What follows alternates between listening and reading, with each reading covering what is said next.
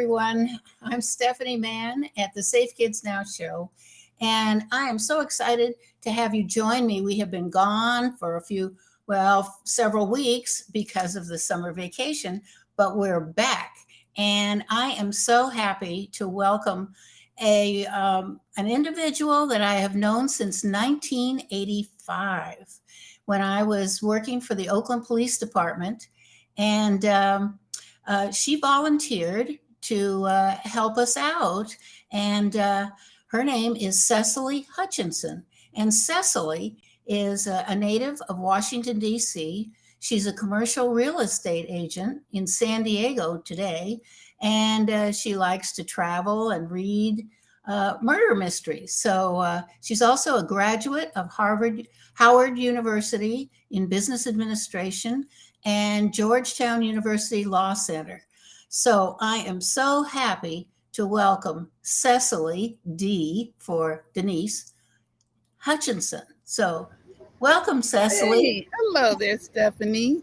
Hi, it is so good to see you. We haven't seen each other for years. I And know. I love this opportunity of having a time to chat with you and Yeah. talk about why you got involved, why you think it's important, and why you think, and let's encourage other people to get involved, because I think it's probably the most important thing any of us can do. Because if we're waiting for the politicians to change things, I'm very dubious. Yes, I know. Well, they So have to answer to a lot of people. yes, they do. A lot of people. So tell me a little bit about back in 1985, which takes us back quite a ways. Yes. Why did you decide to join us at the Oakland Police Department to help out as a volunteer? Well, Pastor Ernestine Reams had asked me to represent her at the Resource and Support Council. So I was glad to do it. I'd been a member about a year of Center of Hope. So I came downtown on the bus, and there you were at the Oakland Police Department. Okay, but why did you decide to do it? What motivated you? Well, I always thought Oakland was a very nice city, and I felt like it just got all this bad publicity about crime, but there are a lot of good things about Oakland. So when she gave me the opportunity, I wanted to participate to find out why we had all these crime problems and what could I do to help solve it. I think that's a very important point, because a lot of people think there's an awful lot of crime in our inner cities, and there's too much crime, absolutely. But there's more fear than there is crime. Right. And we really need to get that message out that, if people got more involved, not just with the police department, but with your community and with your neighbors, we'd see a big change. What do you think about that? I absolutely agree because I was raised in Washington D.C. and in the '60s we had some terrible problems with all kinds of protests and violence, and '68 was one of those years that was really terrible. So I knew that with the reputation Washington D.C. had, that it could be turned around, which it is now. So Mhm. yeah. Good. How's it turning around, and how do you think this is going to turn around for a lot of Well, different cities? go ahead. Well, how do you think it's going to turn around for a lot of different cities? Because there's a lot of shootings, there's a lot of violence in Chicago, New York. I think it has to go be with the neighborhood because where I grew up, we had that system where by the time you got home, your mom already knew you were in trouble. So people watched out for their kids and they nipped things in the bud. I remember my dad was very adamant that he was not going to let the violence of the '60s come into our neighborhood, and he would go downtown to the district attorney and talk with him and just say, look, we're not tolerating it. And I think a lot of the neighbors, we looked out for each other. They looked out for us kids and the teachers and the schools. So I think what happened in the late '60s is um, there was like this hands-off policy where people started rebelling. You don't tell my kid what to do. You don't do this. You don't do that. Because my mom was a teacher. So people just were afraid because they were going to get sued or worse. Okay, well, how can we bring back that community environment so that people do take more responsibility? Because, these problems have to be stopped when kids are 5, 6, 7, 8 years old. You don't wait until they're 13 and thinking about joining a gang before you do anything. We got to nip it in the bud. So, how are we going to do this? How do you Well, think we can promote it? well, what I liked about what you said when I met you, and you always said it, is it really is with the churches, it's with the families. We can turn it around by not running away and hiding and realize, like you said, they're just a handful of people causing the crime. But what happens is when everybody kind of shuts their doors and runs away, then it just mushrooms. Yeah. So if we can get back to having those good old block parties, uh, teachers looking out for kids, you're talking with the principal, and we had officer friendly in Washington D.C. So we developed relationships between the police department and the schools, and our schools educated us kids about drugs. I remember that in junior high school, and cigarettes when I was in elementary school. We had assemblies on those things. And So why we Yeah, why do you think I mean, we don't even talk about educating the kids in school. We're talking more about gender issues and that sort of thing. But I think we need to have parents go down to those school boards and start talking to That's their. what my dad used to do when teachers were kind of difficult. He would literally go to the principal, and then if he didn't get any results, he'd go downtown to the school board. And I think you said something very wise years ago, is that you can't just leave it to the schools to do the parenting. You have to participate. And I think a lot of people say, well, I'm just going to let the teachers deal with it, and I'm going to close my eyes to it. But when you don't get involved, then what happens is that schools feel like they're running your show, and that shouldn't be. You're the Agree. parent. Absolutely. Parents have to take their power back. Right. It's very critical. Well, Yeah. now, one of the things you mentioned, who is Bill Glazer and the outrageous marketing? What is that about? Well, remember when I was working at Allstate in Georgia, and the my boss gave me a book on marketing because he wanted more customers. So Bill Glazer and Dan Kennedy used to be in a company together, and they talked about how to reach customers. So I got interested in that, and then Bill Glazer asked if anybody wanted to write a chapter for his book, and he would select the chapters he liked. So that's how we ended up in his book about the poster contest we did in Oakland years ago. Do you know I'd forgotten all about that? Yeah, he was impressed. What was the topic we wrote about? I don't We remember. called it, and I remember because you said, let's not make it a negative, let's make it a positive. So we called the contest Oakland a safe place. Okay. Hmm. Yes, Wow, and then our whole committee got involved, and the businesses, remember, they donated all that food to our judges for the contest, that's right. and the Hyatt sent us a hot turkey. I mean, it was great, and we had really nice prizes for the kids, and we had a lot of participation. Well, that has to come back. We need to have Yes, a lot more community activities with police right. and our neighbors. And, COVID, I think, took a terrible toll on Yeah, families because they yeah, got totally isolated. And right. they're the ones that are going to have to take the leadership here and Yes, reach out and contact their neighbors and help them get much more involved. What do you think? I agree, and I think the politicians can be helpful in this sense. Um, the schools have, and I've seen it here in Coronado, uh, they've gotten very active in running people's families and telling kids what their gender is. It's kind of shocking. So Mhm. a lot of people are now, I don't know if you saw, I posted about when I went to Dana Point to a meeting about Virginia and other states, the parents are running for school board. They're getting involved because they're saying, look, if you are making decisions and this is how you're deciding about my kid, I'm going to be on the board and make decisions. So people are literally becoming politicians themselves. Well, it's about time, I think. Yes. Mm-hmm. Good for them. Yes. Give them lots of credit because Yeah.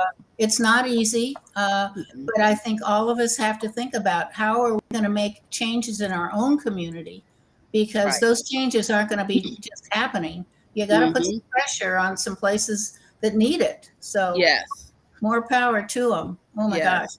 Well, now, one of the things that I'm really concerned about is the future of our children. As you know, we've been talking about this for, well, a long time, haven't we? Yes. And what do you see in our future here now that you've been involved in the community, and you things you've been doing now and things you did way back when? What do you see in your community in San Diego? I see a good future. Excuse me. I think we will have to stay on top of the powers that be who want to turn things around to their way of thinking. But I see people getting involved, informing themselves, and saying, no, this is not going to happen. And I think a lot of the young people are pretty smart too. The ones who have been able to fight back and not get involved in drugs. And I think they're helping their friends, because young people really love their school pals. And I know here in Coronado, I'm with a prayer group. People were very shocked when a 14-year-old died of fentanyl, and they're still reeling over that. And so I think the kids have more access to information than I did as a kid. And I think they're able to be articulate on social media and have access to information that can help them. So I think it's a good future, but they're going to have to be very vigilant because, as you know, the whole issue is money. The big corporations make a lot of money off of kids being on drugs, and Oh, it's really shameful. I just, child pornography and all of that. And so we've got to cut the profit out. And I think if the young people stand behind that and stay on top of it, we'll be okay. well, I think you make a very good point. And we're going to take a little break here. Okay. And when we come back, we're going to talk more about what needs to change and how Yeah. to change it. We'll be right back. Okay. 1 minute. Thank you. Mhm.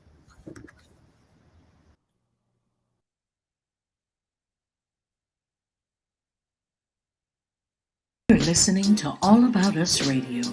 We're live streaming 24/7, playing old school versus new school. Follow us on Facebook, Twitter, Instagram at AAU Media, and visit our website www.aaumedia.com.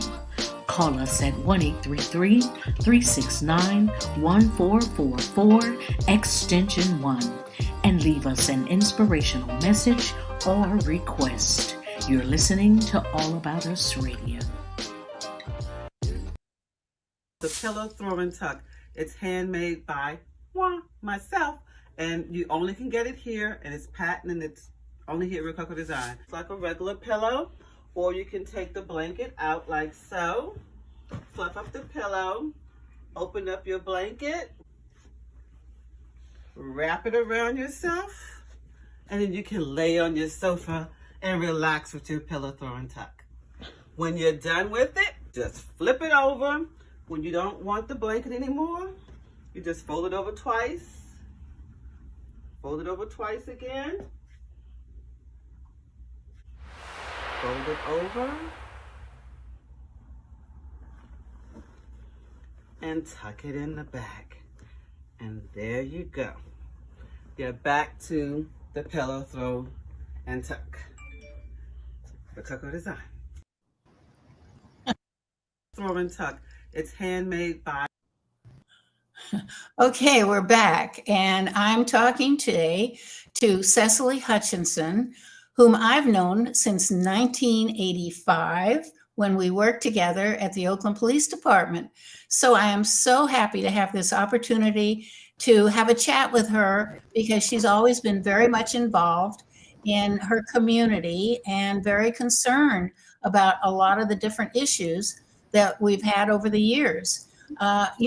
Cecily, one of the things I remember about you and your big concern way back when was about Judith Reisman. Yes. And you educated all of us about what her mission was. And she was an amazing, amazing lady. And tell us a little bit about Judith, because I know I'm so you're glad very. you brought her up. And, she passed away in April of last year. And I called her and I just had. Okay, for some reason you're breaking up. Can you hear me?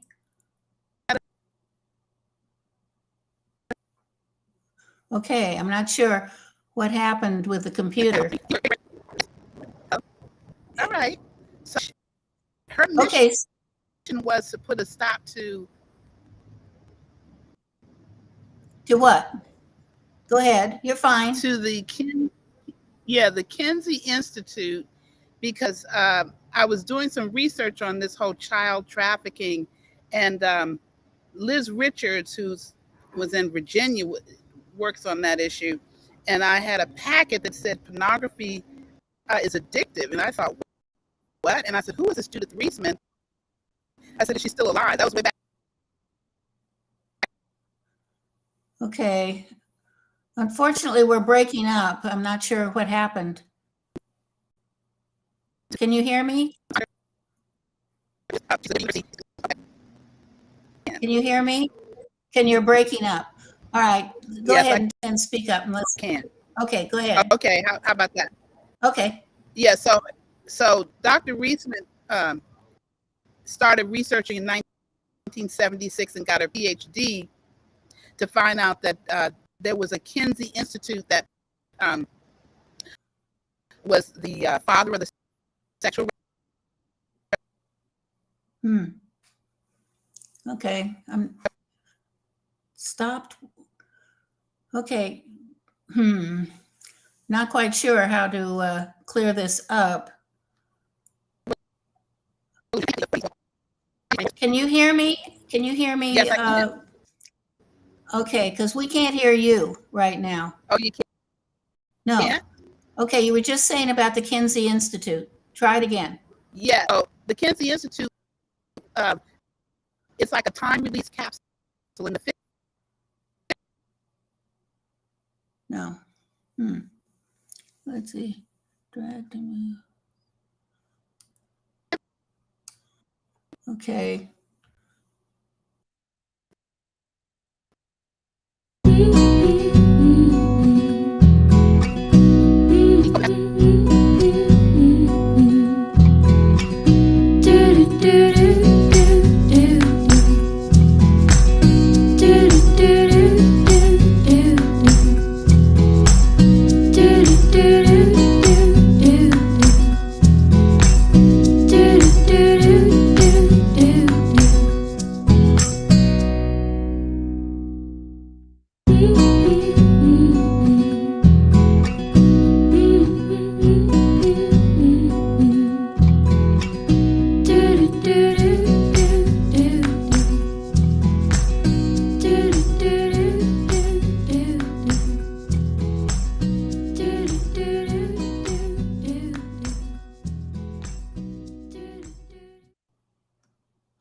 Okay, Cecily, let's try that again. Can you hear me?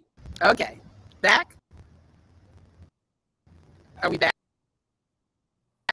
It's still not working. I'm not quite sure what happened that it starts breaking up, but we were talking about the Kinsey Institute and Judith Reisman, who was an amazing woman, very interesting lady, who even sued. Who is the fellow that she sued and won the case? Everybody knows his name. Let me see if I can. Okay. All right. Shavana, we can't seem to get, let's see. Cecily, see if we can I'm here. talk to you a little bit. Yes. Can you hear me? You're still breaking Hello? up. We'll see if we can't cut this part out and, okay. Maybe you, Shavana, tell us how we should continue, because it's not